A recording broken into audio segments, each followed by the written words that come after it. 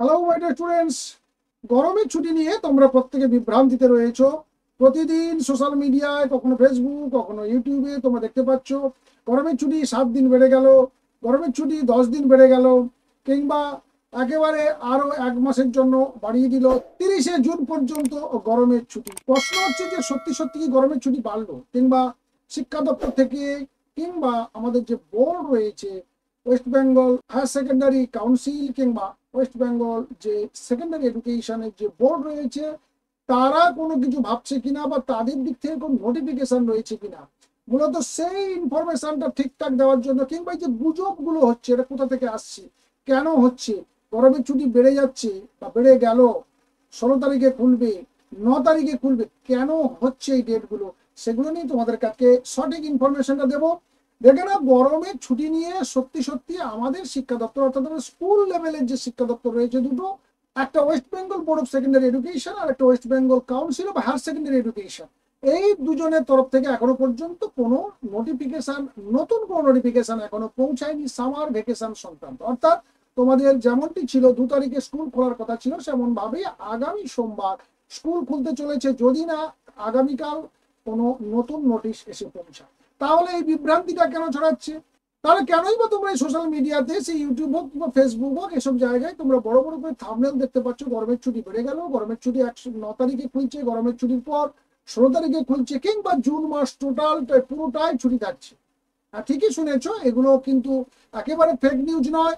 কারণ college summer vacation কিন্তু শুরু হয়েছে অনেকটা পরে। স্কুল লেভেলের সামার ভ্যাকেশন যেমন এপ্রিলের শেষে শুরু হয়ে গেছিল, কলেজ লেভেলের সামার ভ্যাকেশন কিন্তু সবে এই লাস্ট উইক থেকে শুরু হয়েছে। তাই সেখানেই বিভ্রান্তিটা শুরু হয়েছে। কোথাও কোথাও প্রিন্সিপালরা যেহেতু তার নর্মাল ইয়ারের একেবারে ফার্স্ট তাদের যে হলিডে লিস্ট ছিল সেই লিস্ট অনুযায়ী ছুটি দেওয়ার পর ক্যালকাটা ইউনিভার্সিটি থেকে একটা নোটিফিকেশন প্রকাশিত হয়েছে, সেটা 30শে জুন পর্যন্ত গরমের ছুটি তাদের চলবে। কিন্তু সামার ভ্যাকেশনের মধ্যে তাদের ক্লাস নেওয়ারও অর্ডার দিয়ে দিয়েছেন। এত বড় একটা দীর্ঘ সময় ধরে ছাত্রছাত্রীদের পড়াশোনা থেকে দূরে রাখা যাবে না, তাদেরকে রেগুলার ক্লাস দিতে হবে, সেটা অনলাইন ক্লাসের মাধ্যমে হলেও সেটা অ্যারেঞ্জমেন্টটা করতে হবে কলেজকে। তো এই মূলত এই নির্দেশিকা আসার পর থেকে তোমরা বিভ্রান্তিতে পড়েছো বা তোমাদেরকে বিভ্রান্ত করছে কিছু কিছু জায়গাতে, কিছু কিছু সোশ্যাল মিডিয়ায়, যে গরমের ছুটি বেড়ে যাচ্ছে, কিংবা নবান্নে বসে আলোচনা চলছে, কিংবা শিক্ষা দপ্তরে বসে গেছে যে আগামী এই গরমের ছুটিকে আগামী কয়েকদিন এগিয়ে নিয়ে যাওয়া যায় কেন। কারণ যদিও উত্তরবঙ্গে বৃষ্টি আসার সম্ভাবনা রয়েছে, দক্ষিণবঙ্গে বৃষ্টি কবে আসবে সেটা নিয়ে এখনো পর্যন্ত ওয়েদার রিপোর্ট কিছু নেই। যেটা এই মুহূর্তে যে বর্ষাটা চলছে দক্ষিণবঙ্গ কলকাতাতে, সেই বর্ষাটা কিন্তু নিম্নচাপের জন্য বর্ষা। তো এই কারণের জন্য আবারও আমাদের শিক্ষা দপ্তর কিংবা নবান্ন বসে পড়েছে গরমের ছুটি নিয়ে চিন্তা ভাবনা করতে। তো পুরোটাই কোনোটা ভিত্তিহীন বা পুরোটাই হচ্ছে মন গড়া কেস। কারণ তোমাদের যে বিদ্যালয়ের যে স্কুলের যে ছুটিটা ছিল সেই ছুটি রয়েছে, অর্থাৎ 2 তারিখে তোমাদের গরমের ছুটি শেষ করার পর বিদ্যালয় খুলে যাচ্ছে। 1 জুন যেহেতু রবিবার, 31শে মে পর্যন্ত তোমাদের ছুটিটা যেমনভাবে ঘোষণা হয়েছিল সেইভাবেই।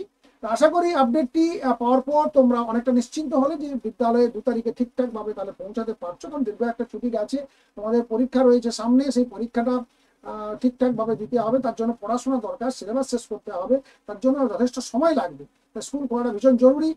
আর এই ব্যাপারে তোমাদের নিজস্ব মতামত অবশ্যই তোমরা জানাবে, সেই সঙ্গে জানাবো যারা নতুন তারা চ্যানেলটি সাবস্ক্রাইব করে পাশে থাকবে। ভালো থাকবে, সুস্থ থাকবে, দেখা হচ্ছে নেক্সট আপডেট নিয়ে। Thank you.